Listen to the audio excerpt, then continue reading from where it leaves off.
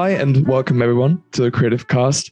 My name is Lucas Hamann, and before we jump right in, I'd like to say that I'm proud to announce that today we are recording our 30th episode of this show. I'm happy that we made it this far, and I'm excited for what the future holds up for this podcast. And I'm looking forward to all those creative minds that will be joining us and sharing the knowledge and experience with this great community. But enough of that. Let's focus on our guest.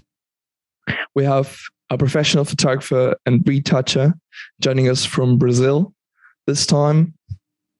We have, he has won over 160 international awards. We got Jackson Carvalho joining us today. Welcome to the Creative Cast. Thank you so much, Lucas. I'm really proud to take part in this show. And my name is Jackson Carvalho. I'm from Brazil, like you said before. And I'm had worked in this kind of area from my when I child. And I started in photography when I had 6-year-old. Mm-hmm. And until now, I try to learn every day a little bit more to try to be a better professional in my areas of photography and digital retouch. Is a continued kind of trying activities. Yeah, no, but I like that. I like that attitude. Yeah. Where you open to learn something. Learning. Yeah. Okay, nice. You share a little bit of yourself there already. That you started off really early in your life. When you were 6 years old. How about? Would you mind sharing with us a bit of the story on how you got started and how that transition was, especially in your late 20s, early 20s? Yeah. My career I started in professional way in the last 1995. Mm-hmm. When I started, I create advertising agents, and I still owner of this advertising agents for 25 years. Mm-hmm. Agency, my passion, advertising agents, and my passion for photography is a result of my big passion for the image. Mm-hmm. All the activities that I had in my career is related to the image. I worked in CGI in the 1995, and I worked as a digital graphic designer, mm-hmm. Head creative in my advertising agency, and I took the decision to create my own studio in 2009. Mm. And in parallel, I had the advertising agency and the photograph studio. Yeah. And my passion for the image is started when I was a child. All the time, the images in the libraries and bookstores. Mm-hmm. Provoked in myself a kind of admiration, inspiration, like send me to different words, different. Okay. It's a kind of internal feeling, mm-hmm. for the image. The image is a kind of big passion in my professional career. I don't imagine myself working another area, for example, a bank or office in a regular activities like administrator, for example. I administrate my own company when I was owner of advertising agents, but like strategic way, directions, but not to like to sheets, to the numbers, to the, no, it's not kind of activities that I like to do. Okay, nice. How's it looking nowadays? Are you driving your own photography company, or how is it looking for you? The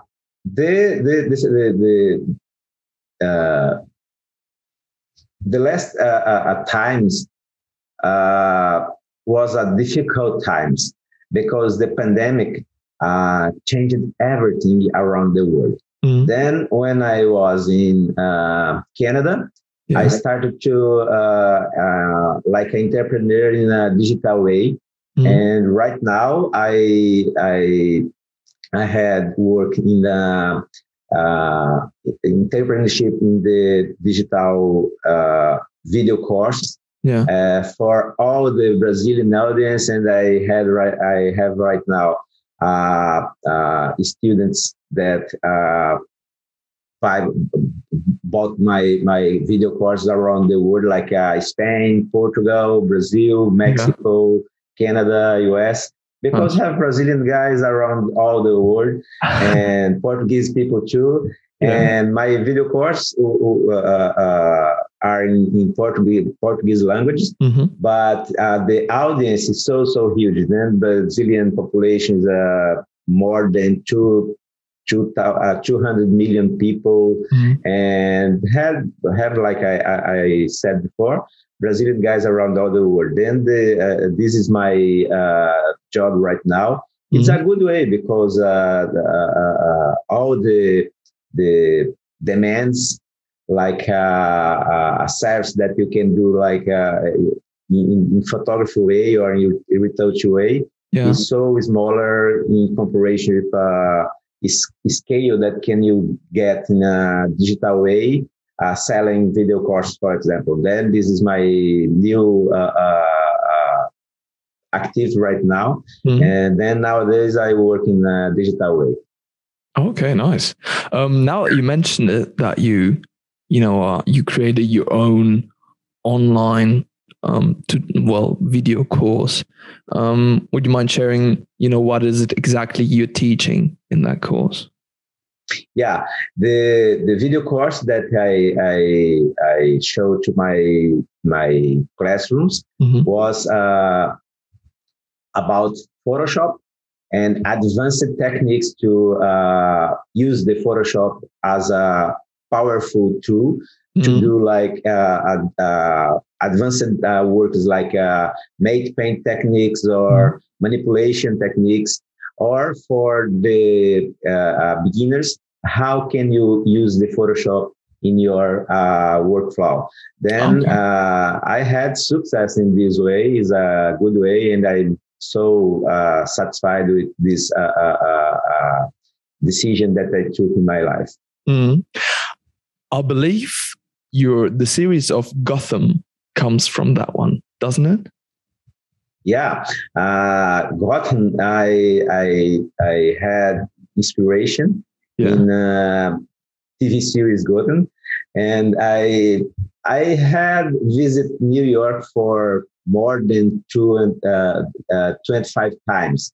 Mm-hmm. It's a city that I had visited more in all my life because, okay, I love to travel to travel around the world. Then I knew good cities in Europe, but really that New York is the city that I most visited.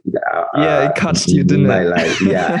Then in all my trips to Nick, I took lots and lots of photos. Then one time when I watching TV series Gotham, mm-hmm, and I looked to my photos.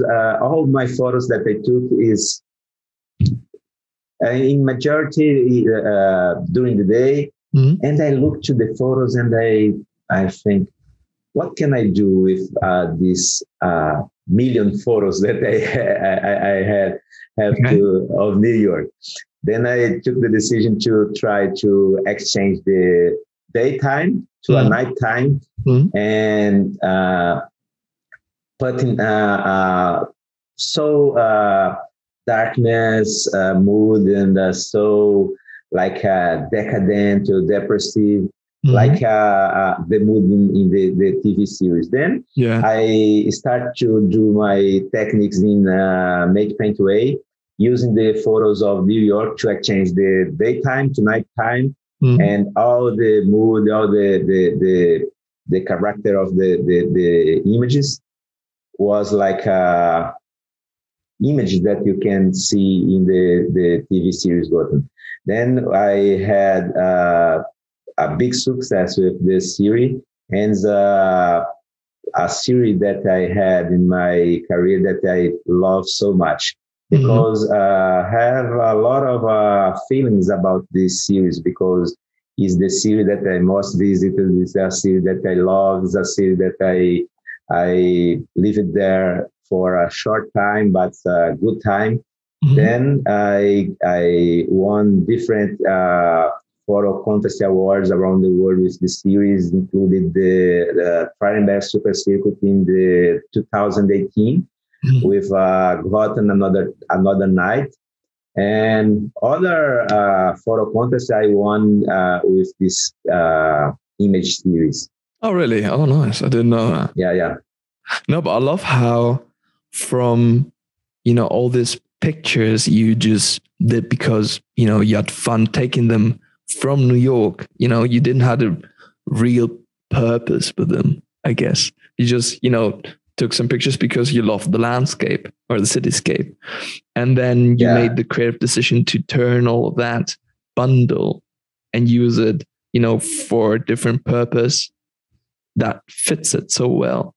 And I love, I've seen all the different creations also you students, have made. Yeah.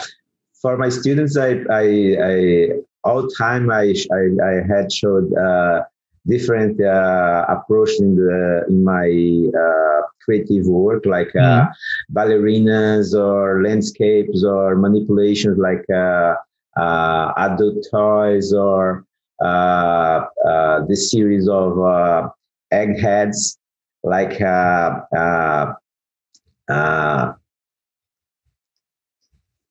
so sorry, Cecily. Then I have another image series that is based in it's like eggheads, and they have fertility or visionary or embryonic. It's another kind of manipulation that I love to do because it's a kind of surrealistic approach. And this is a kind of a creative job that I love to do. Then all the time when I grab my video course, I show to my students how they can do this kind of specific work in manipulations using Photoshop. Okay, nice. You show them, look this. I'm going to show you how you can do this. Yeah. All right. No, I love that. And I'm happy for you that it has had the kind of success it did. Right. Like as you just said, you had students all over the world really joining you with that course. In this exact moment, I'm producing a new video course just with so advanced techniques, or how can you my last work, for example, the Shogunate, I had spent like more than a week for each image, using a lot of assets to compose just one, and so wide, like cinematic images, like 3x1. Then it's like 9,000 pixels by 3,000 pixels, and the result is so amazing. Then I believe so that you don't see, but Probably it's not. in my it's in my Instagram and Okay. in my video channel in YouTube. I have a speed art video that I showed how I did this Nice. complex work. Yeah. In a like So in a amazing. panoramic ratio there, sort of. Yeah. It's a ration like a cinematic screen. Yeah. Okay, sweet.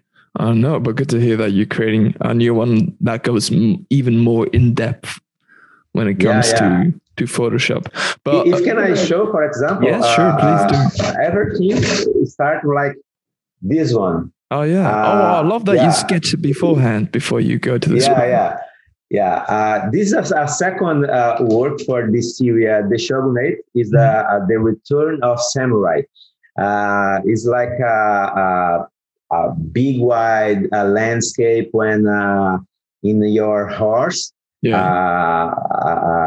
The samurai looked at the shogunate in the big mountains, and between the samurai and the shogunate have a long bridge. Then it's a kind of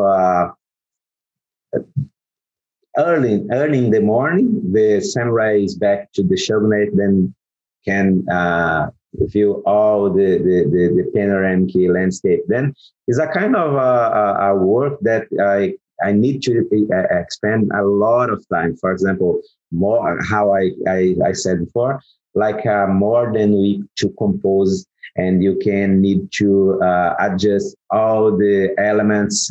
You need to do hard work to color grading for put everything the exactly scale. Is a so complex work. Then I took the decision to produce a specific video course to teach to the students how can is possible do this kind of a complex work that's a made paint techniques, so advanced technique. Ooh, okay, nice. No, I'm getting excited. You know, kind of want to learn that too now. No, but speaking of Photoshop, you are a certified expert by Adobe in Photoshop and Lightroom as well. But you know, you kind of marketing more on Photoshop there. I would like to know a bit more about that. Yeah. When I stay in Canada, I spend time to like an immersive opportunity to learn more and more in Photoshop to turn myself in an expert. Then I spend more than a year. I'm a older user of Photoshop. Photoshop has 31 years old, and by the 29 years, I'm a Photoshop user. But I need to learn like a specialist, and I studied in Canada, and in the final, I get my certification. Is a so hardness exam that you need to do to get your certification. And right now, I'm a expert and master in photo, international master and expert in Photoshop, certified by Adobe. It's a so important kind of certification, because when I had this kind of certification, it's like you can show to your audience or to your students, look, I know what I teach. I know, and I can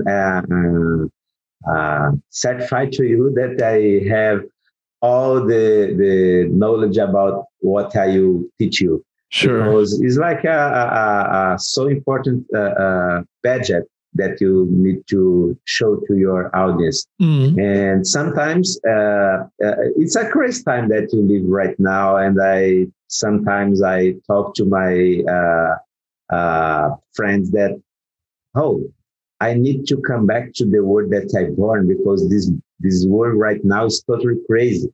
Why? Because right now internet have so funny things, like you can find a lot of people that teach things that they don't know to do. Okay. It's a kind of so confused at times. Then all time I'm expend my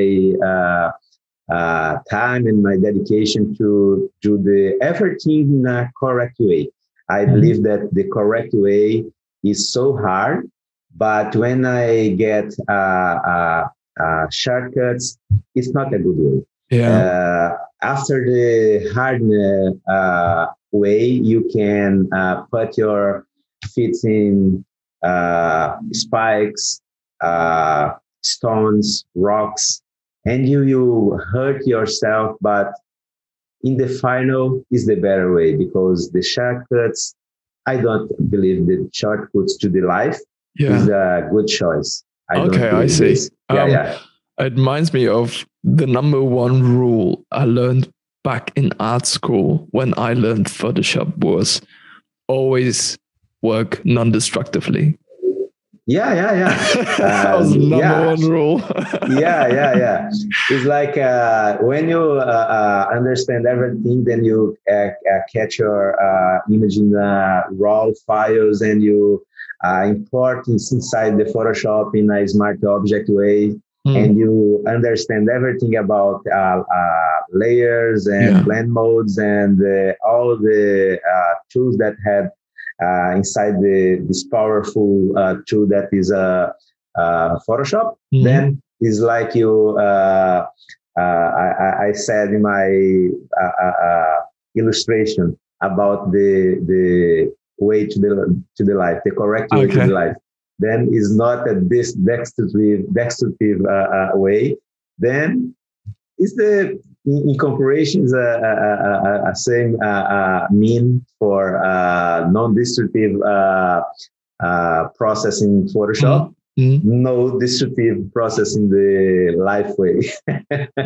Sure. Like a comparison. Okay, I like it. So you said, I'm not sure if I catch that right. You said the test you had to do for being certified was not easy, right? No. It's so hard. And the average to be approved is like 75% of correct answers. Then is so specific and technique. It's not about I know how can you put everything in correct way inside the Photoshop. No, it's about of so deep questions about techniques and process that the logic, mathematical logic behind the Photoshop screen. Then you understand the correct process that the Photoshop have to work in mathematical calculations and in the complex process. It's not about, I know to compose a creative image. No, if you have any kind of creative, it's not a problem. But if you understand about the so deep techniques, things about Photoshop, you'll be approved in the test. Okay. So hard, They set the mark at 25% to pass. Should be and I'm sure they ask you a ton about tools, the users, different techniques, all kinds of, very detailed, algorithms from the program itself. Yeah, exactly. You need to understand about the specific and so fine details about the program, not about the surface, but it's a deep side, and you need to understand everything about Photoshop. Okay, nice. You're the first person I talked to that has that certification. So I was just curious, because I, first of all, didn't even knew that that existed, but yeah, I could imagine, right? There are people that are certified with it. But I was curious how you get your hands on that. Is it expensive though? Did you have like a Yeah, the price to do the tax is not exactly so expensive, like $108 American dollars. $180. Yeah. Okay. Yeah, but do you imagine how it's so hard? I'm a 29 years user. Yeah, but I need to expand 1 year studying Photoshop in the so fine details to be able to be approved in the test, the exam. Because the exam is so hard. All right. Yeah, I got you. And if you fail, that money is gone, right? So yeah, that's the risk. Now it's a hefty price. The only thing I can really compare it to what I've experienced is the certified professional from Phase One. I'm not sure if you're familiar with that. Oh, yeah. You probably have heard of Phase One, right? It's like Phase One, Capture One.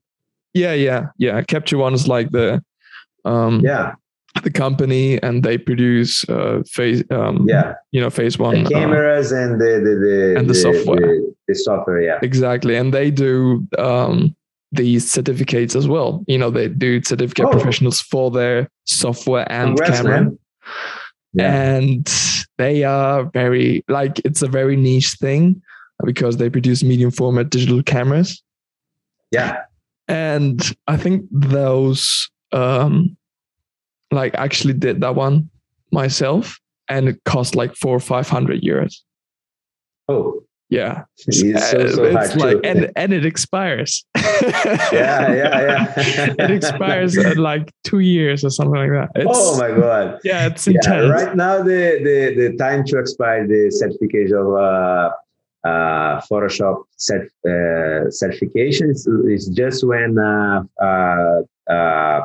Adobe take the decision to exchange the exam, because right now the last one was a 2015 version and CC, but until now Adobe don't take the decision to exchange the exam. And when the Adobe take the decision, I just need to do an exam for the new features of new version that will be applied. For example, if the Adobe took the decision to apply a new exam for from now, 2022, then I just need to do the exam about the new features incorporated in 2022. Yeah. Yes. No, I don't need to do the all exam. For the new newcomers, it's necessary to do everything, including the, for example, just suppose in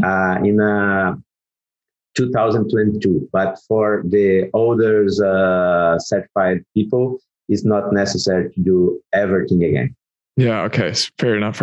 Like it doesn't, like for Capture One, it doesn't really expire. It's like only for that version you did it for, and it's very similar. Like when the version updates, you can like renew it and shit like that. Yeah, so that's the kind of the same model for everyone.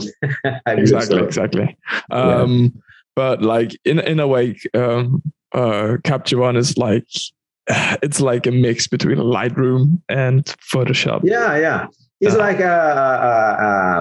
between Lightroom and Adobe Camera Raw, because Adobe Camera Raw nowadays is like so similar of Lightroom, and the engine behind Camera Raw and Lightroom is so similar. Yeah. The interface too is like so similar right now. The new updates in Camera Raw turn the Camera Raw so similar to the Lightroom. Yeah. I love the Adobe Camera Raw as a so important tool to work in partnership with a Photoshop. And inside of a Photoshop, can you use a camera raw like a filter tool? Then it's a so amazing, powerful tool to use in advanced and basic or advanced ways to use Photoshop to compose different kind of images. Also amazing, powerful tool. Yeah, clearly. All right, nice. So I'm glad we touched on that, which was one of the topics that came up to me once I, browsed through your website. Regarding your photography game, I've seen that you have really touched on so many different fields of photography. You have done wildlife photography, you have done portraits, fashion, product. So really all over the place. You've touched them all. All the big ones. I got stuck on one project specifically that it's like sort of this metamorphosis project of yours. Not sure if you know which one I mean.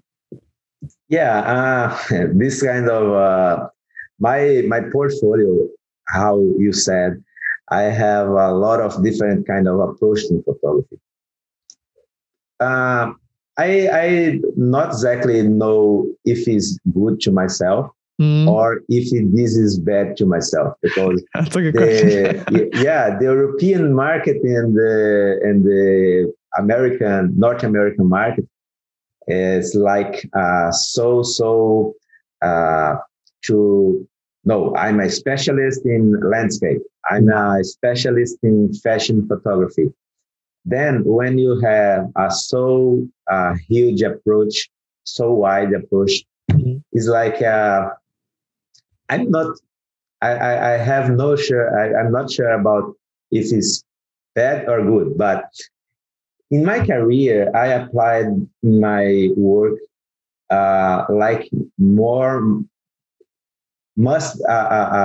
feelings than strategic decision, because I love photography. I love image, how I said in the beginning of this interview. But I believe that to myself, if I, for example, now I would take a decision to develop a kind of strategic way to work just with photography.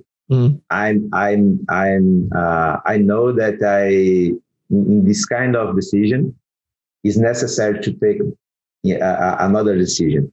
How specific field you work for commercial and fashion photography? Okay, because if I go to the international market, like a North American or European market, the people look for specialists in specific fields. Yes. Then I believe so that if I come back to the market as a photographer, it will be necessary to take the decision to choose just one or two fields to work, because the market simply don't like to look to a portfolio like my portfolio, and look fashion, fine art, landscapes, cityscapes, ads or commercial portraits. Is a kind of thing that the players in the market don't like to see. I know. I totally agree. That's the risk when you touch on all of them. You get perceived as a photographer that does it all, but you're not the car photographer. You're not the fashion photographer. You're a photographer. That takes pictures. You don't get categorized that easily, which hurts you in the end. As well as when you touch it all and you try to work in all these different brands, not brands, but categories, you are fighting against so much more competition, instead of focusing in a very specific one, where you have a very limited amount of people doing that as well. Yeah. It's a kind of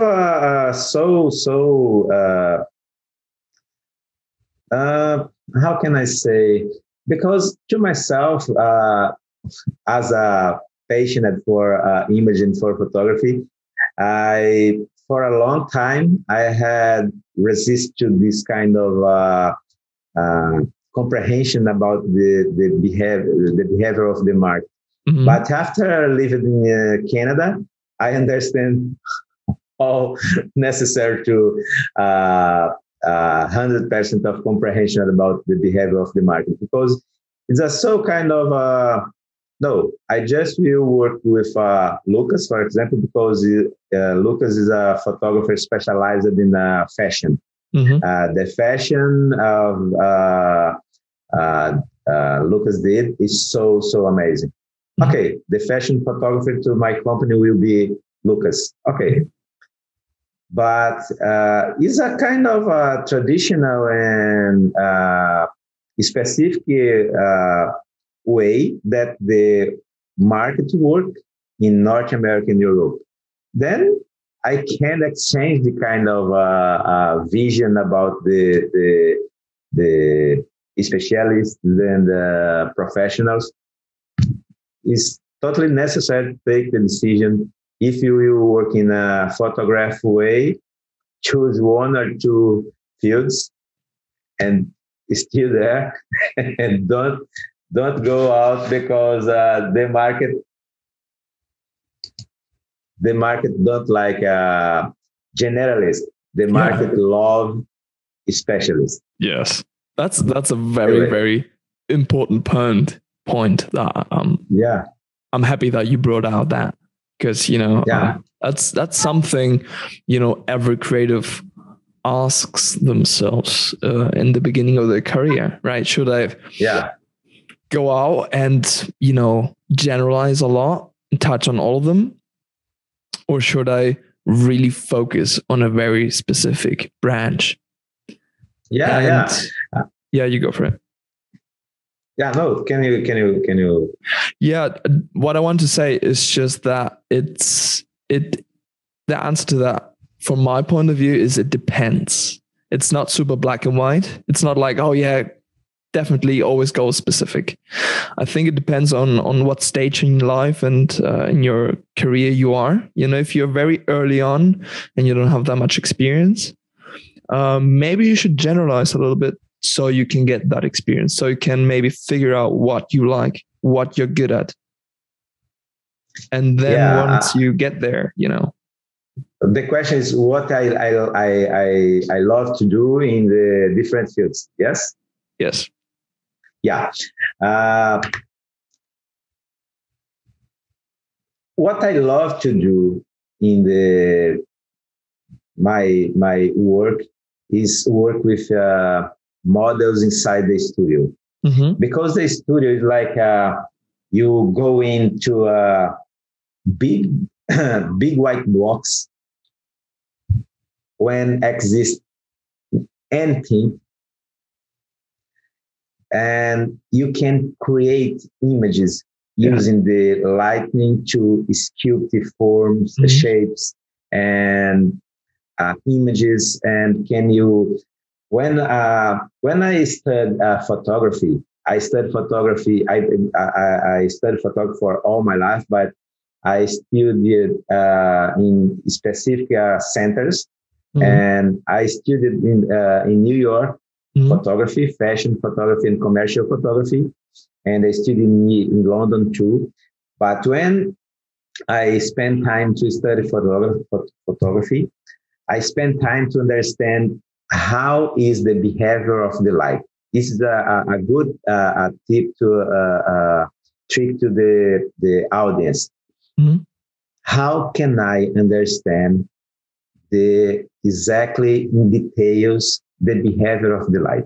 When you understand about this, you dominate the light, and you say, light, do this, and the light will do exactly what you said to light do. Okay. It's a kind of affirmation that when I say, that people can say, this guy is crazy. How can I dominate and say to the light, do this, and the light do this? Mm-hmm. It's simple. Understand the behavior of the light. The light is like air, is like a water, is like a fire, is like a sound. All the physics things is shared, is spread by waves. When you understand the physical behavior of the things, you dominate the light, and the light will be obedient to yourself. Believe me. I love it, man. I love it. Yeah, I love it. believe me. Yeah. For example, if I took water in pressure against your face, don't you hurt you, but you will be inconvenient and it's not too good. Mm-hmm. But if you put the pressure of our water in your hand, the drops will touch your face softly. Yeah. That rebound. The same way. Rebound. Yeah. You can learn about light, understand the physical behavior of the water and the pressure. It's the same way. Okay. It's simple. Well, if you put it like that, it sure is. Understand the behavior of the light, and you understand everything about the photography and digital retouch. Sometimes when I stay in a shop mall, in the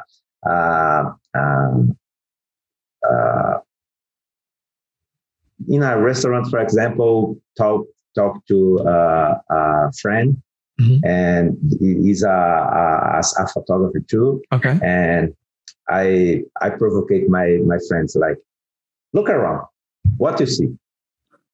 I see doors, bottles, and servers, and another tables. No. Like a photographer, you need to look around and you need to see numbers, like a mathematical simulation. Yeah. Because photograph is physics and mathematics applied. Mathematics applied. Yes. Yeah. Yes, I agree. When you understand mathematics and physics, all results will be so better. No, yeah. I couldn't agree more with you. I really appreciate that you have this very similar, view on how photographers should be looking around themselves and how they should pay attention to light and give it the necessary importance it has. And when you say you need to see numbers, well, yes, what I understand when you say that is that they need to see how strong the shadows are in terms of the gradient, right? It reminds me of Ansel. It's like you try to see the values in the histogram. Yes, exactly. Exactly. It reminds me of Ansel Adams, very famous landscape photographer from the States. Ansel Adams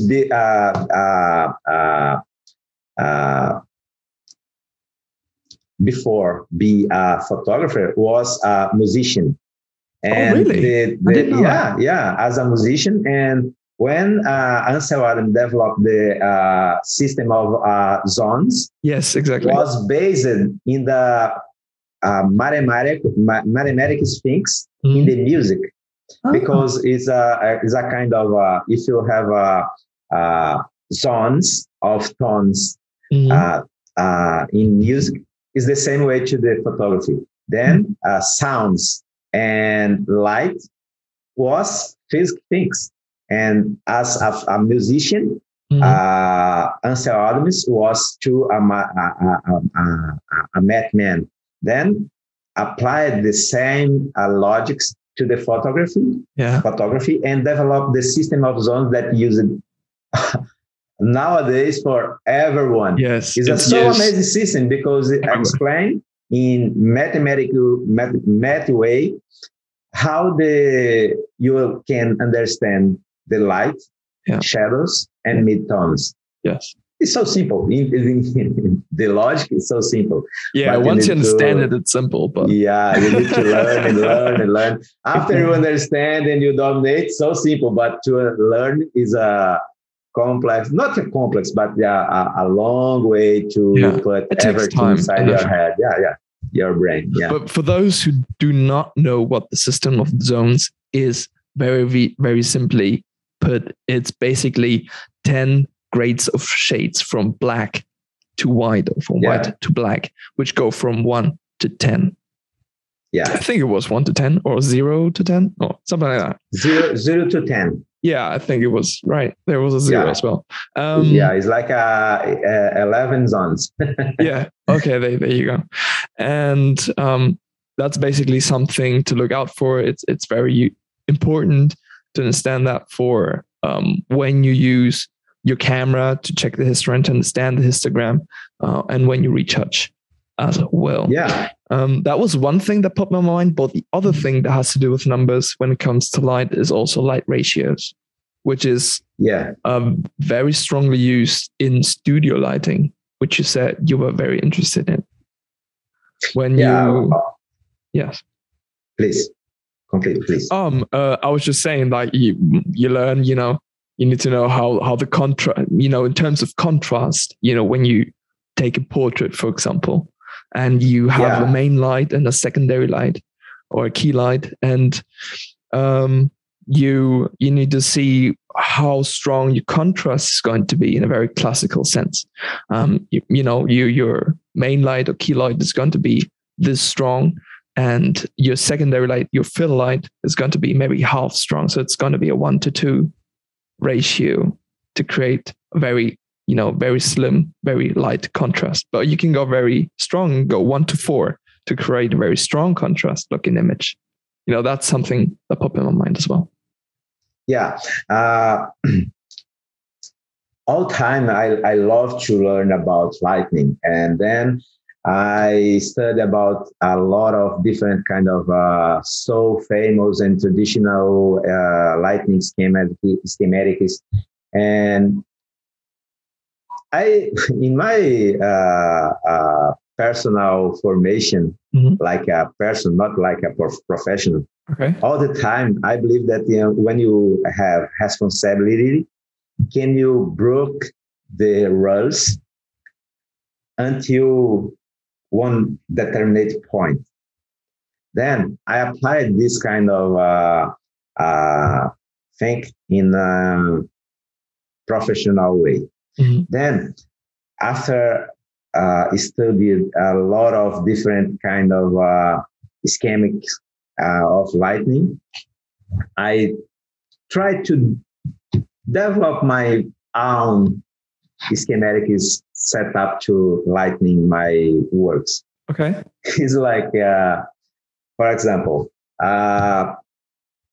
Rembrandt came to take picture of portraits. You put the softbox in 45 degrees in Rembrandt lining. Yeah, like left side or right side, and you put like a butterfly shadow under the nose. Yeah. And you got that little shallow shadow on the side. But can you try to do a kind of a sketch? Go for it. Yeah. Love it. No, it's getting like interactive, guys. For example, this suppose that's a softbox, and I put in 45 degrees here. Yes. Or another one just here. Okay. Try to do. I'm here. The camera is in this position. Yes. Try to put two softbox. Yes. Front to front. Yeah. Facing each the other. Light. Yeah. Yes. Face each other. Yes. Not directly to you. Yes. Because the spread of light to the sides exists. It's not in the exactly direction that the light is put. Mm-hmm. But if you put 90 degrees face to face each other's, Yes. not to yourself, Okay. the spread of light, you will get a so softness light. Oh, interesting. You let two Yeah. lights collide with each other and Yeah, use the because residual. the spread of light will be so softly. Oh, I like it. Yeah. Another way, for example, in my ballerina work, Mm-hmm. I did this work, but not front to the models, but behind the models. Yes. Then the edges will be so like a ring light will be so strong to compose the shape. Yes. And the spread of the light in the front of the model will be so soft. Then you can get a so nice and beautiful, strong contrast. But in the same time, in the front of the model is so soft. Yeah. Then for example, this work that the audience can watch my website. In my website can find the ballerinas series. Mm-hmm. Then the background of my studio was white. Yes. But I put the model and the lighting so far away of the far away. Then the result was a so strong black and white photo with a black background. Mm-hmm. But in the reality, my wall in the background was white. Yes, of course. Of course. Yeah. But that's the magic of it, right? Yeah, I used the street light. I have a complete setup of a Pro Photo Lightning Tree Studio. Nice. Yeah, and the accessories to modify the lights. Then like Video Dish, soft boxes, strip lights, octobox in different kind of sizes. I see. Yeah, different reflectors. Yeah, then to use this kind of tools to produce the exactly kind of lighting that you need to do, and use different knowledge to say to the light, do this, and the light does. Okay, nice. Yeah, this kind of different kind of experience, because sometimes it's so common that the teachers, I respect all the teachers. I love teachers because teachers open the way in your mind to absorb all different things that you knew before. Yeah. But sometimes I believe that no limit to understand the things, no limit to try to do different experience. Because in the experiment, it's not too good. I discover a new way. Just when you try, that you can learn more, because the knowledge that you learn in a classroom with a teacher, in a book, is just the point to start. Yeah. Still learning every time. How can you learn every time? Trying different things, different ways, different possibilities. Yeah, then still learn every time. When you stay, like, for example, it's not how the light will be the behavior of the light. Yeah. So for those who you are just listening, he took his phone, he turned on the flashlight, and he was just moving it around his hand. Maybe you should turn to the video version of this right now to get along properly. But yes. Then all time can you study, can you learn in different possibilities? Just trying.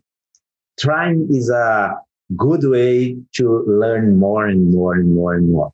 Mm-hmm. Your experiments can teach you in your house, in the beach, in the bar, in the nightclub. Yeah. Everyone, everywhere can you study everything. There's no limit to try. Try. Okay. I believe this. Yes. You agree? Excuse me? You agree? I completely agree. Like, I feel like every second episode I spend on this podcast, I always say, okay, well, maybe I formulate it differently. Instead of saying, yeah, I need to try, I say you need to fail a lot. Like, you need to accept failure as something good, as something that helps you out, which is essentially the same, really. Yeah. So I'm glad you put that out there, because I feel like people need an endless amount of encouragement in that sense. And it's such an important aspect in life that we all need to learn sooner or later. Because if not, you will have a hard time dealing with not succeeding because you're stuck, because you're too scared to try different things out. Yeah, all time I encourage the people to like a creator. Mm-hmm. If you choose to be a creator, not try to be a censor. A what? A curator. Oh, okay, like an assessment. All right. Yeah, yes. Because when you are a creator, mm-hmm. you need to put in your head, in your brain, that to create, I need no limits, mm-hmm. no rules. Yeah. Because when you broke the rules, yes, you show the new. Yeah. For example, another way, what the teachers teach for us in studio, when you took portrait, you need mm-hmm. to use SamTel or telephoto mm-hmm. to avoid the distortions on the face of the model. It's true? You learn this is the lesson. Sure. Yes. Yeah. But in Brazil, in the past, had a famous painter, woman painter, Tarsila do Amaral. Tarsila do Amaral, your artwork was so amazing. Mm-hmm. Tarsila do Amaral portrait different women.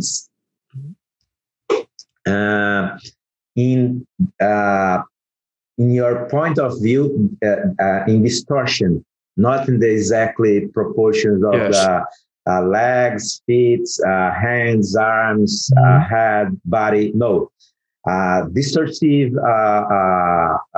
composition in your paint artwork. Mm-hmm. This famous Brazilian painter, famous around the world, is so amazing artwork. Then I love from my when I was a child, I loved to see these paints of Tarsila do Amaral. Mm-hmm. Then I inspired in Tarsila do Amaral work. I developed my sculptures, portraits using female models in studio, using a wide angle lens inside the studio. Yeah. Okay. Nice. Then I put so close of lens the feet of models, or arms, or head, or hands, and the result was so distorted. Based in distortion, yes. broke the rule to use lens in studio, because it's not common use of wide lenses in studio. Yeah, true. You tend to use mid to long.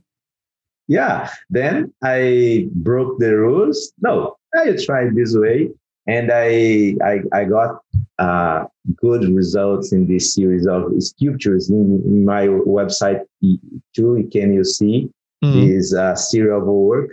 And have one that I won another Triumph Super Circuit in 2019. That was a model sit in the floor with legs opened. Yes. And in the middle of the image, put the hand with the fingers open and separated. Okay. And the distortion protect your intimate parts of your body. Oh, nice. But it's so provocative. Yeah. Okay. Yes, so provocative image, but it's not how can I say vulgar? It's not a porn approach. Sure. It's an artistic approach. Is because the position and the situation is like, oh my God, the result can be trashful image, but not. It's a so. It's not because I did, but it's a so artistic approach and a respectful image because the intimate of a model was protected, and just the artistic and provocative approach was be shown, not kind of grateful or pornographic image. Not it's a so artistic image, but so hard to do this kind of approach because when you it's so like revolutionary in this kind of approach. The result is so time the limit between the good and too bad things. Yeah. Then you need to be so careful when you take this kind of approach because it's necessary that you need to understand how is the limit to break the rules. The rules was broken when you use the wide angle, but it's necessary to be respectful with the model, with your audience, your observer, your people that you look to do your artwork. But the results can be grateful when you can break the rules. Still respectful person, but it's necessary to break the rules. Understand your limits. Yeah. Okay, I like it. It's a very thin line to dance on, if I may put it like that. It like back in the day, my photography teacher, I had one of the ones that stick to my mind the most. Put it to us in a very similar way. He told us that we need to learn and understand the rules that exist in order to break them. Yeah. I agree 100% with your teaching. I was like, yeah, it makes sense. Yeah. Maybe we can, in the same way to think about the rules, the same school, maybe. But I agree 100% with your teaching. Yeah. It's a similar mindset. In the end, it's just, he's told us that because he doesn't want us to skip the first step, which is my first step. It's a two-step procedure. First, learn and be proficient and good at it, and really get to know them. Then break them if you feel like you have to. But if you don't do the first step, which is understanding and applying them, the second step will be very different for you. Yeah, it's like if you put your feet in the second step, the result will be a disaster. Probably. You will go blind. you know. Yeah, You might get start lucky to but the roof. You need to start to the base. The base is understand the rules. yeah. What you have to build the first floor first to get to the second, right? Yeah. or like, don't start before the floor. You need the base. The base is the most important, because you put your floor over the base. Then the base is also important to go to the roof. True. Foundation is everything. Foundation is not the base. It's a foundation. Yeah, correct. Exactly. It's a very cliche thing to say, but it doesn't, rest on. It doesn't get rid of the honest truth that is behind that. So it doesn't hurt saying that out loud again. But when you said that you were, more keen to studio portraits and all that, it reminded me of a different guest that actually recommended you to me to have you on my show, which is the president of the Slovak Photography Association, Martin Kristinek. Yeah. And now I understand why you two kind of enjoy each other's work, because you have a very similar interest in that sense, because he is all for that, studio portrait in a way, right? Yeah, Mark Krisnak is a so nice person, a big friend. He had in your house artworks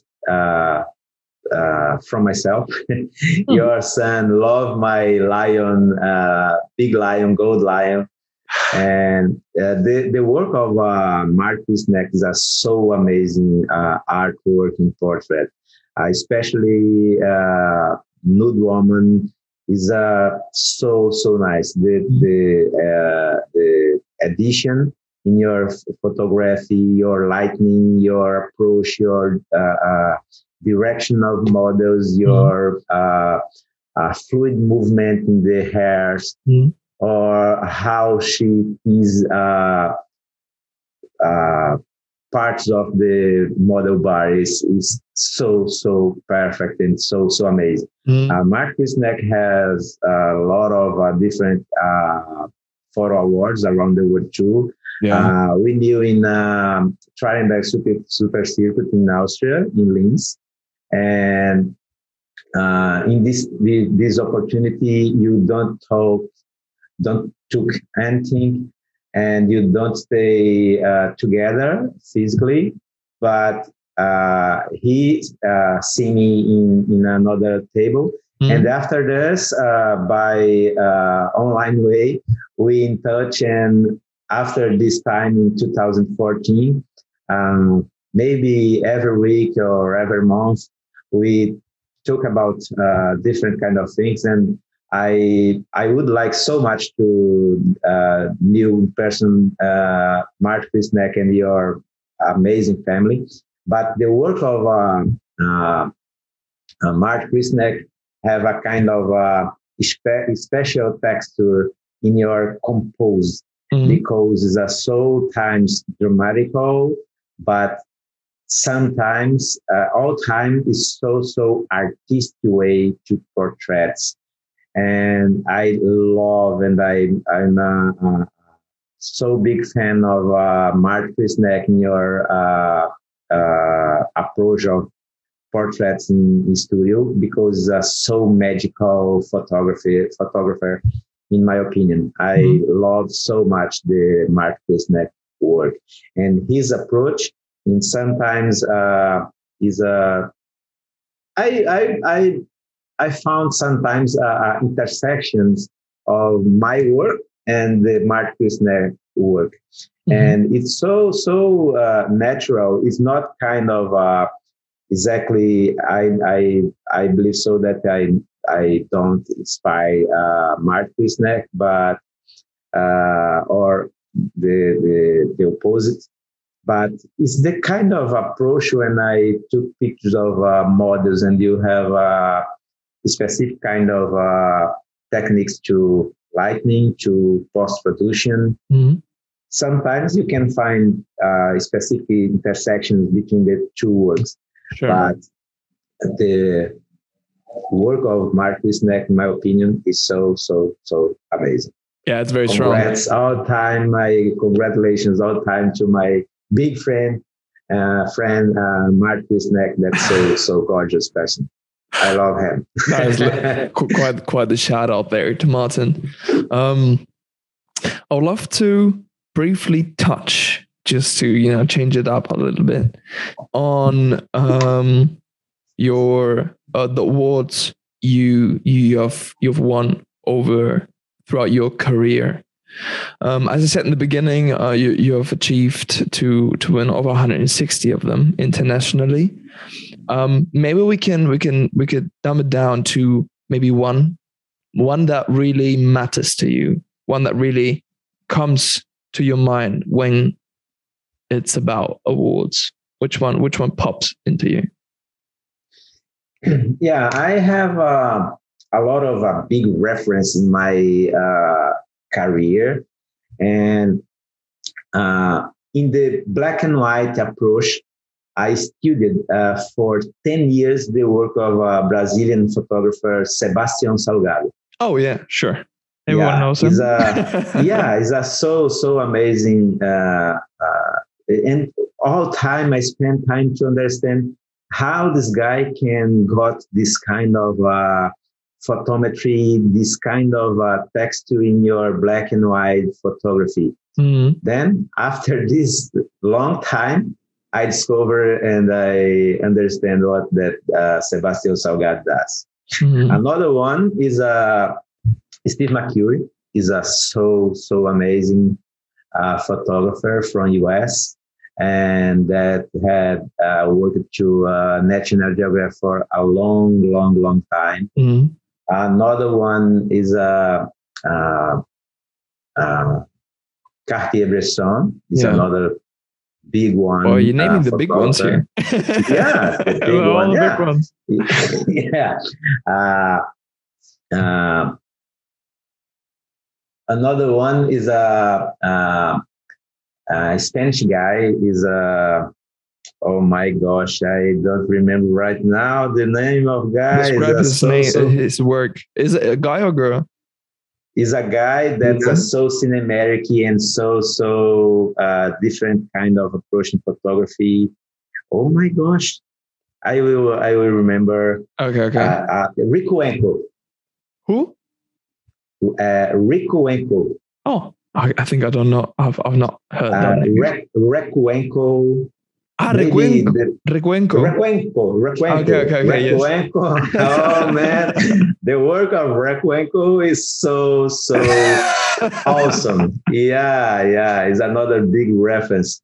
Dave LaChapelle, your work. Mario Testino is another big one, man, that I love his work.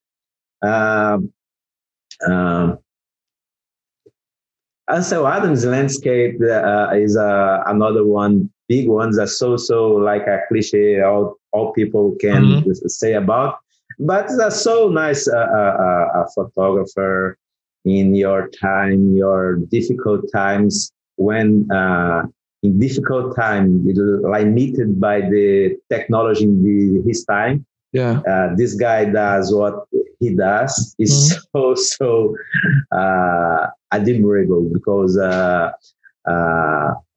right now, with all the resources that you have in digital photography, digital post-production, you can do is not too easy. You can do, but it's not too easy. Yeah. Imagine in the older past times. Okay. It's so difficult. Then another one. Another big inspiration to photographers is you provocate myself to about photographers, but another big way, good way, nice way, awesome way to inspire photographers was the big masters of painter. Like, come The on. big masters, especially in the Renaissance time, Okay. is so amazing Mm-hmm. because the lightning, the shadows, the volumes, the three-dimensional approach that these guys does. Yes. Using paint techniques, man, when you study and you look in details, fine details, it's so inspirational.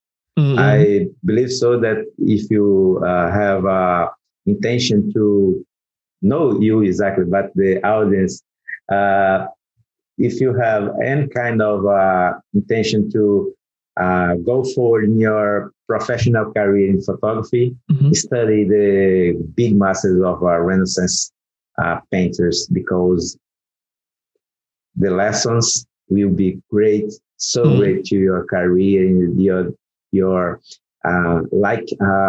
great exercises to your eyes. When you educate your eyes to understand what is beautiful, what is amazing, what's detailed things, your eyes will understand when you does a good thing or not. Yes, it's encouraged to know what has been done before. That is very important. So you know when you're being new and original and when not. That's one of the reasons why I should study history. And I know it basically comes from there. We have eaten so much from painters, not only how they light a scene, but also where they cut, what's in the frame and what's not when they paint the portrait, right? We got all these different. In a good painter, can you find, for example, color palettes, compositions, everything, scales, lighting, perspective, lightning, shadows, two-dimensional composition, everything. Yeah, you can study a lot of foundations that will be so great for you, the results of your work in the future. I believe so. That's so big school is a museum. Okay, great. I love that you named all these photographers and also this time and in history where we can gather inspiration and learn something from. Would you be so kind to maybe going back to your awards? All right. Could you share with us the award you're the most proud of? The one that marked you the most? About photographers? But one that you did, one of your awards. I believe so that the influence that the works of other photographers had in my careers was kind of develop a kind of style. Sometimes you can look to your work and you can see, it's not so easy image, because here I applied different techniques to catch the photo in the moment of the click, and continued this work in post-production to adjust the points that you need to be still in your style of photography. Then when you look to the big inspirational works of different big masters, then you can compare it and I'm not satisfied. Then you're still working to prove, evaluate your it's a continuous kind of evaluation of your work based in the foundation that you find in the works that inspire yourself, because these big masters, the legacy of the the work of these guys, it's so important to you build your own foundations. But the process of learning is, like I said before, is continuous, never will be stopped. Yeah. Then for more that you develop your own style, is not a aesthetic thing, is a evolutive thing. Yeah. Then I'm not you'll be satisfied. It's like the better work that can you do, you'll be the next.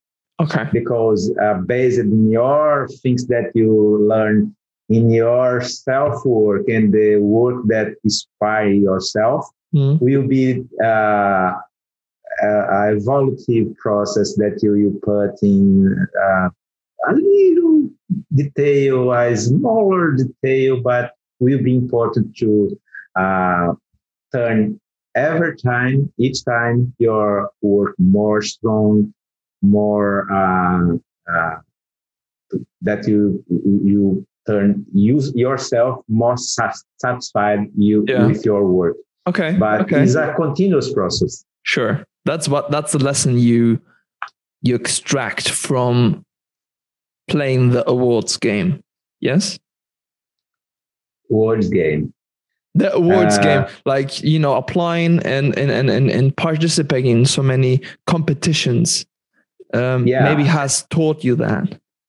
Yeah, I had the opportunity to know so amazing guys like Mart Krisnek, Enrico Fossati from Italy, Flora Borsi, that I had developed a friendship, and a lot of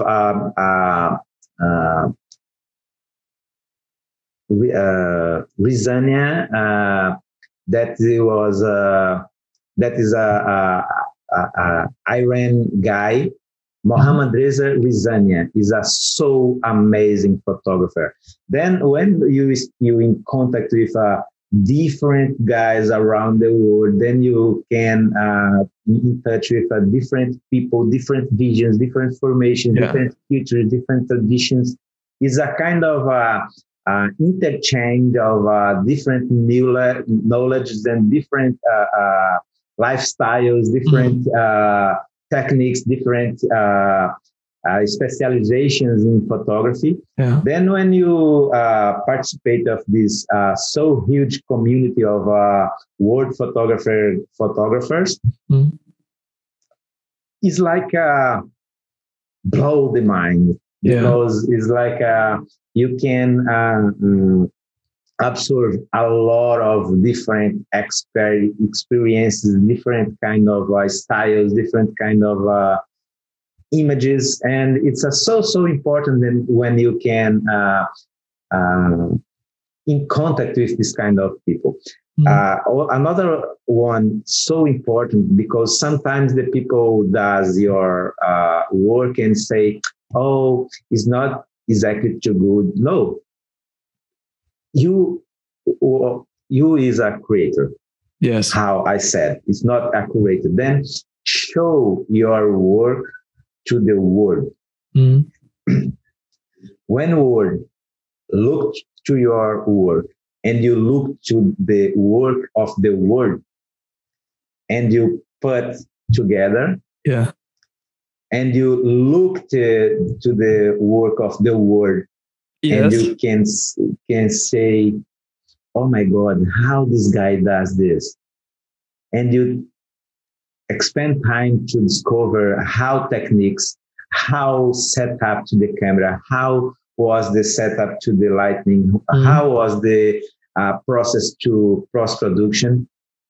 It's like, oh, I can incorporate this kind of techniques to my work. It's like a continuous interchange. Then the first of all, never be limited to show your work. Show your work to world. Everyone need to see your work, and they will say is good or not too good. Okay. But if they say, "Oh, your work's not too good," Yeah, it's good bad. to you, because you need to exchange your way or develop new techniques or expend more time to learn more and more and more. Mm. Just when you be um, uh, it's like a uh, it's like an exam. Nah? Mm. If they say it's not too good right now, Yes.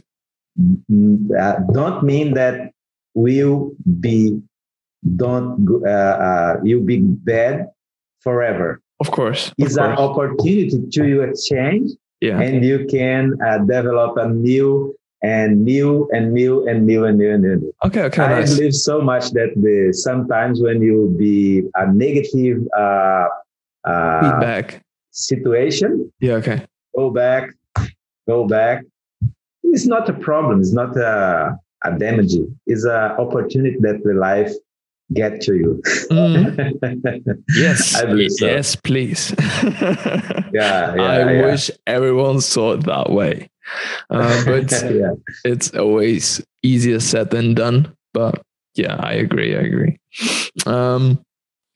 Moving on to the final section, I'd say, which Yeah. is the creative side of Yeah. your work, of your approach, of your lifestyle, really. Would you mind? Maybe let's start with defining what creativity actually means to you.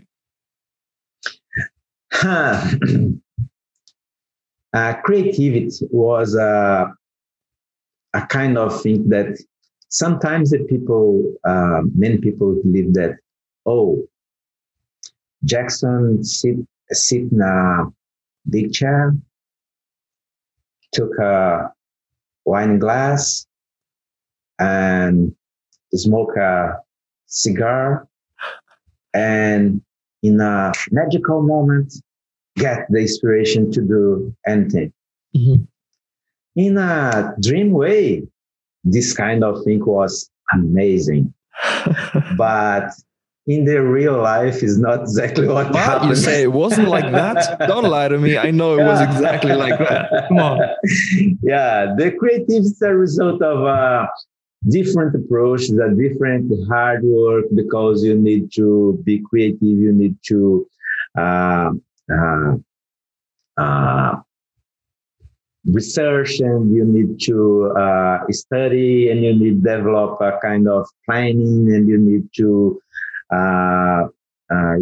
read about different things, and you need to look to different kind of things too, because sometimes the inspiration is like how can I another one I will one time more I will explain using not exactly physicals, but biological ways. Why your brain have billions and billions and billions of connections? Yes, neural connection. Your neurons connections. Because when you have billions, is in the quantity that you can extract the quality. Okay. It's the same way to the creativity. When you, it's like example is when you have a brain that you educate your brain to be nexialist is not the same way to generalist or specialist. Is in the middle, because imagine the diameter of a pizza. It's so huge, yeah, but not deeply. The thickness. Understand me? Yes. Yeah. It's like it's not deeply. It's thickness. Then, when you have neural connections with different approaches, different kind of categories of knowledges. Yeah. For example, in this interview, I talk about sometimes mathematics, physicals, biologicals. It's not exactly to be so specialist in biologicals or mathematics or physics. But if you understand minimal of different approaches, when you connect everything and you put intersectional points, can you extract a big quality of this amount of quantity? Okay. Understand me? I'm trying to follow you, but I'm struggling a little bit. The process of creativity is the same way. When you look to, for example, you like to travel around the world. Yes. Then you know different kind of cultures, architectures, situations, regulations of public services, or different kind of technologies, different kind of clothes style, fashion style, different climates, different vegetation, and you read different books about different approach, like philosophy, everything. Yes, you have a lot of different input. Yeah, and you try different kind of tastes of different places around the world. It's not exactly just around the world, but can you have access right now using the internet to all the world, just seated in your house? Yes. But the amount of inputs that you put in your brain, you'll be so important to develop a kind of creative approach, like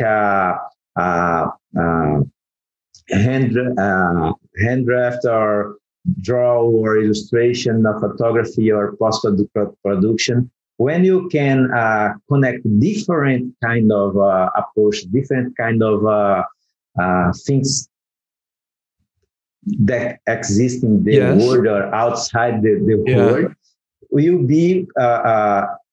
you'll be able to extract the better that having different points with an intersection of these points and making different connections to do new things, creative ways, creative images in this case of the purpose of these interviews about photography and post-production.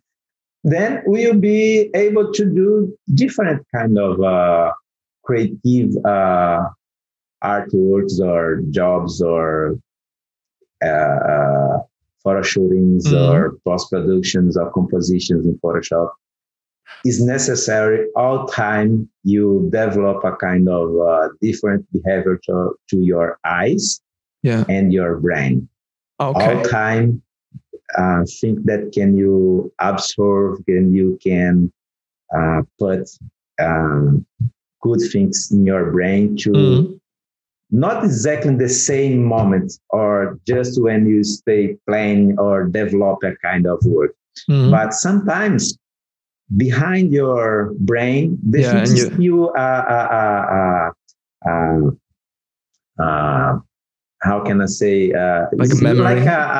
It's like the exactly term is memory, but it's like folders of files in your HD. Yeah, it's like behind your brain. Yeah, and in the some a lot of times after you can access this file. Yes. Oh, yeah. I have like, this file in my HD. Yeah, I subconsciously. don't remember, but like now I have. Then if I connect this one with this one, what will be the result? I will try. And the result can be amazing with two different things that have no exactly directly connection. Yes. But can you use these two things to create the third one? And the third one can be totally amazing. Yeah. I believe so that the creative process is this. Okay, so what I hear is that was a lot. No, but I hear that you understand it as a skill that you need to develop, that you train. You need to train your brain to do this, but especially for photographers and visual artists, you need to train your eyes. Muscles. It's like muscles. Yeah, it is. If you practice a gym every day, each time more, your muscle will be more and more strong, and you're gonna be look like a balloon of muscles. All right. Your eyes, your brain. If you train, and how train? In practice. Yes. Oh my gosh! I don't know how can I do a line using a pen. Yeah, try. Yes. Never give up. Yeah. It's the key. If you go in a direction to be a good photographer, what you need to do? Practice. Learn technique. Technique is mathematics. Yeah. Basically. Yeah. And the practice. Practice. What I also, sorry, I didn't know. Right now I'm 53 years old. Okay. I started when I was a child with at 6 years old. Yeah. Then I took photographies. Yeah. For the last 4-6 years. Jackson, you finish your process to learn? No. Every day I had practice. Because my process is not finished. I'm still learning. I still trying. I still practicing. All time. Never stop. I'm not consider myself a complete photographer. Yeah. I'm still learning. Yeah. Every day. The key is you will never be complete. Yeah. For example, I never watch a TV series or a movie. Okay. In a regular way. Okay. You don't binge watch. Yeah, because the my eyes and my brain. Okay, you don't see them in the same way. To analyze all time, is not just a watcher, but a watcher and to analyzer.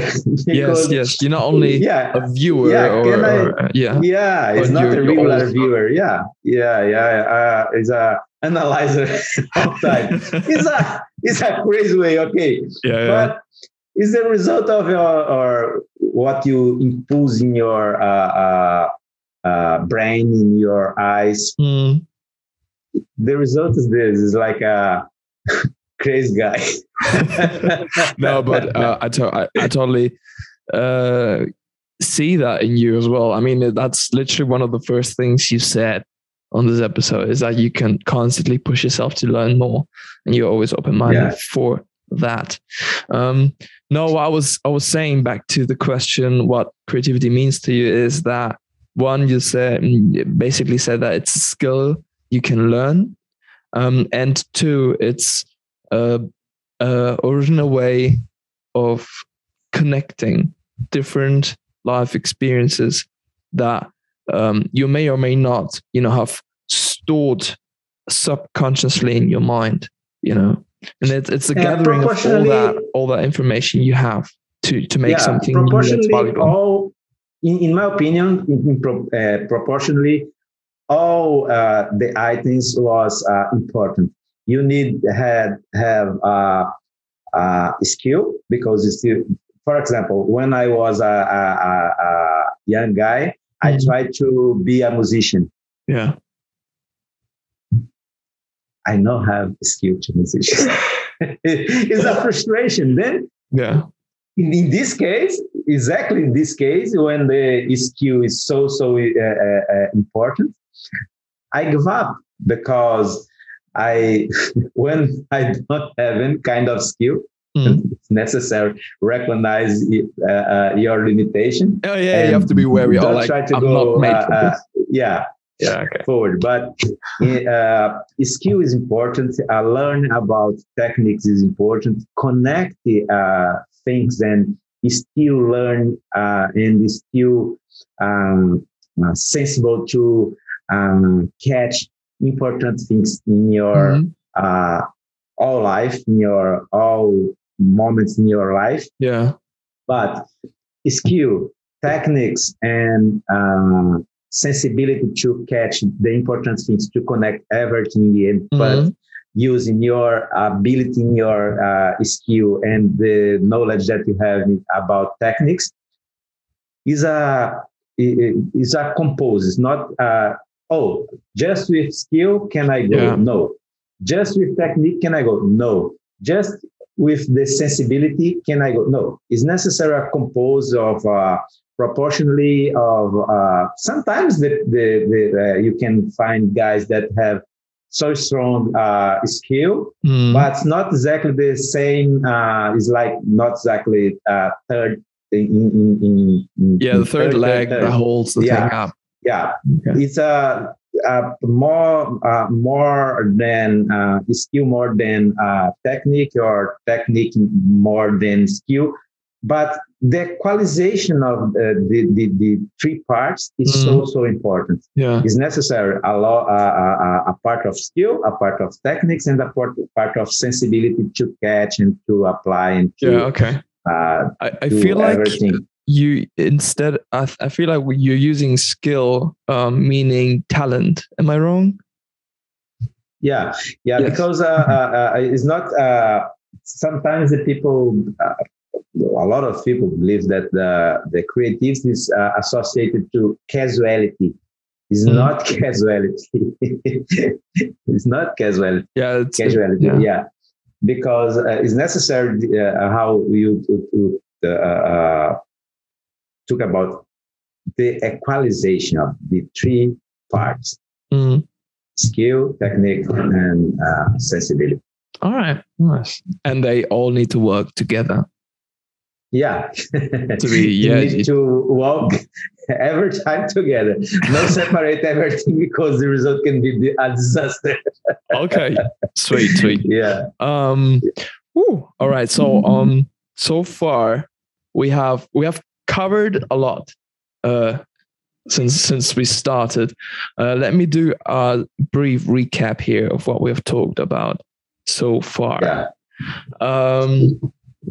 So we've talked a bit about your beginnings, how you started, why you started in the business of photography and retouching, using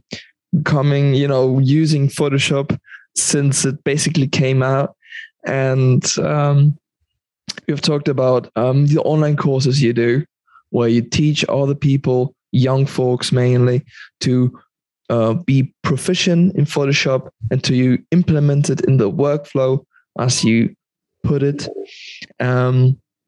You're creating new online courses as well, which I'm excited about, that can be accessible from all around the world. You've talked about your photography career and your experience in Canada and in New York, and how that has shaped you. Your experience with awards and different photo competitions, where you drive your inspiration from, where different photographers that you should have a look at, because they're big names that you should know if you're in the business. Even if you don't, it's worth having a glance at their work, especially here, Sebastião Salgado. And his work, or one of his most important works, is Genesis. So you should look into that. Especially have a look at the book if you can. Which, yeah. I have the book. It's a so amazing book. Yeah. It's crazy. It's huge too. Like it's super huge. So huge. Yeah. Quite a piece of art. We have talked also about your take on photography itself, lighting. You've shared some tips and tricks on how to improve on your knowledge on lighting, how to deal with light, and how you should approach rules in a sense of you should learn and master them before you break them. Keeping in mind that breaking them might be necessary and important, to express yourself properly. And we also talk now about creativity, what it means to you, the impact it has, and really the importance for life itself, really to be fulfilled in a way and be successful and be good at what you want. So that's Lucas, sort of like a really quick recap there. Can I say one last message for the audience? Yeah. I remember that in 2015, when I visit in one of the times that I visit New York, I watch a advertised campaign from Diesel Jeanswear. Mm-hmm. That the message was, the headline was, "Be stupid." Oh my God. What this means? Then I try to understand this message. Be stupid. Be stupid. Mm-hmm. Why? Then the message for the head creative director for this campaign was a so strong message that was inside the subliminal message on this campaign. Mm. When you admit that I will be stupid, means that don't matter what another one think about, because I try to do my better, or what was good to myself, or when I'm myself, then don't care about what another one will think or say about yourself. Yeah. The most important to be original is you admit be yourself. Yeah. Then when you admit to be stupid, it's like doesn't matter what the another one think. Okay. But I'm the original. Sometimes this kind of thing can be important to creative professionals in your career, beginner or middle or advanced or senior career. But it's important that you have in another way to complement the approach about be stupid. Is like the result when you consider be stupid is no. In reality, I'm be confident in myself. Yeah, this is good. Okay. No, I like it. I like it. It takes that pressure off you that you need to be smart all the time. Yeah. Yeah. Be confident as well. Yeah. Yeah. Be yourself. Be your stupid self. Come on, bro. Yeah. It's a good way. Yeah. Yeah. It's a different way to think. No, I believe so. Thank you for the little story. I appreciate those a lot. Before we finish up here, would you be so happy to share with the audience where they can find your work, what they should check out? Refer to them. Your Instagram, your website, whatever is important to you right now. Yeah. I'm so glad to take part of this interview and to this good conversation. It's like all time when can I have opportunity to talk is like I'm a man that was made without pause or stop, play to talk because I like to talk a lot. But what? Yeah, no, so weird. I wouldn't have guessed that. Like, no way. But I love when I had this kind of opportunity to talk about myself, about my career, about my work, about photography, about Photoshop techniques, and anyone that had interest to know a little bit more about my work can find my profile in Behance, behance.net bar Jackson _Carvalho, in my Instagram Jackson Carvalho, or in my website www.jacksoncarvalho.com, and I will be so glad to get your audience to know about my work. And Lucas, I need to say to you, so thank you. I'm so grateful to your opportunity to talk to you, to talk to your audience about myself, about my inspirations, my works, my vision about the photography, or my vision about the life, or my vision about the work. Yes. But I'm so glad and thankful to you. And as well, so thank you to my big friend, Mark Krisnek, that recommended me myself to. Yes. He made it possible. So strong hug to you, my big friend, Mark Krisnek. I love you and your amazing family, and I hope so that soon as be possible can you still together to meet in person. Nice. To know in person. And thank you for everyone. Thank you, Lucas. I